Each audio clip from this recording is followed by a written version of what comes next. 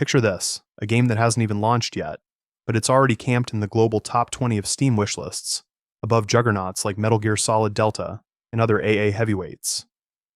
That game is Ark Raiders, and if early numbers and hands-on previews are right, we're about to watch an underdog go supernova. You and I live in an age drowning in extraction shooters. After Tarkov and Helldivers 2, every publisher seems to have an angle, so why are players flocking to Embark Studios' dusty vision of a wrecked Earth? Let's dig in. First, the vibe. Ark Raiders drops you into the Rust Belt, a mid-21st century wasteland where humanity hides underground, while orbital machines, just called Ark, prowl the surface. Survivors like you venture topside in scavenger squads to loot scraps, dodge drones the size of buses, and, if you're lucky, extract before the sky turns white hot. Critics who played 4-hour builds last week say the art direction hits, like a lost 1970s paperback cover come to life. Now numbers. During last month's press preview, ARC sat at more than 91,000 wishlists, edging into slot 19 globally. That's ahead of titles with marketing budgets that could bankroll small nations. And it's not just click-happy PC players. Tech Test 2 on PlayStation 5, Xbox Series XS, and PC filled signups in under 36 hours. Invites roll out in waves from April 30th to May 4th. But hype is cheap. You're here for substance. Let's unpack the loop. Every operation starts in Speranza, the last free city deep below the surface. Imagine Destiny's Tower squeezed into a gutted metro station lit by string lights. Gear up with free loadouts if you're broke, or risk your main rig. Anything stuffed into the safe pocket survives death. Everything else is battlefield roulette. Crafting parts feed 3 skill trees: conditioning, survival, mobility, so even a doomed run inches you forward. Topside, the world is carved into giant themed zones. The dam is all cascading spillways and drowned cul-de-sacs.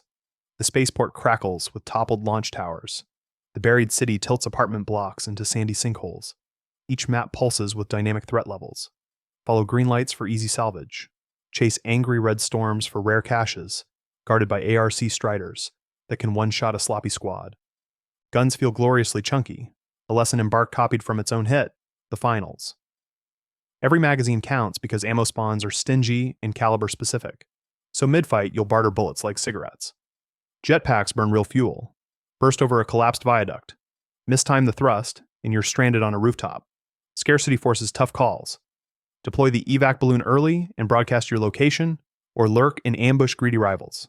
Stay on the surface too long, and the ARC satellite charges an orbital railgun.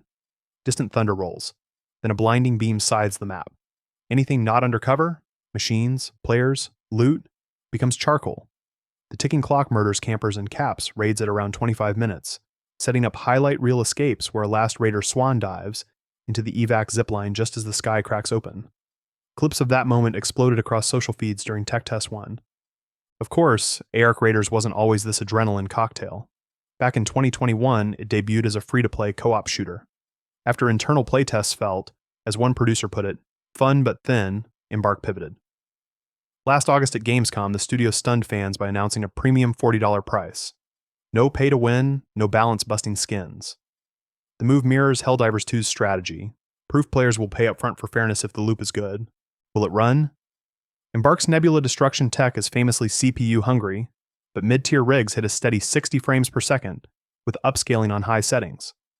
Console builds target a dynamic 60 frames per second, and you can toggle crossplay if you want controller-only lobbies. Solo queue exists, but solo raiders still face trios. Tarkov rules apply. Listener reward time. One guarded secret is that Thunder cells can short-circuit ARC patrols. Kite a Titan into a lightning wall and the EMP burst freezes it long enough to hack its core, turning a murder machine into your temporary turret. Extraction shooters live or die on stashed dopamine. ARC's crafting table spits out randomized perks, stability stocks, armor-piercing rounds, grappling underslungs, so even duplicates feel fresh. Lose a legendary rifle topside and it's gone forever. The pain keeps the grind meaningful. Community momentum is muscle.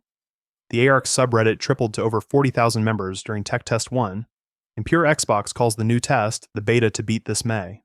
Journalists who split their day between Bungie's Marathon and ARC reckon Embark's third-person camera actually sells situational awareness better than Bungie's first-person. Steam's wishlist chart puts the two only a dozen spots apart.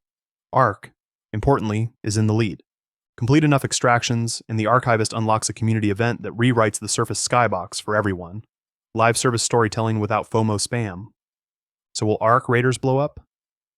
If tight gunplay, meaningful risk, and a literal doomsday laser at match-end sound like your jam, light the fuse. Sign-ups for the April 30th test are still open. Worst case, you spend a long weekend clutch looting with friends. Best case, you witness the birth of the next Helldivers level phenomenon. Either way, I'll see you topside.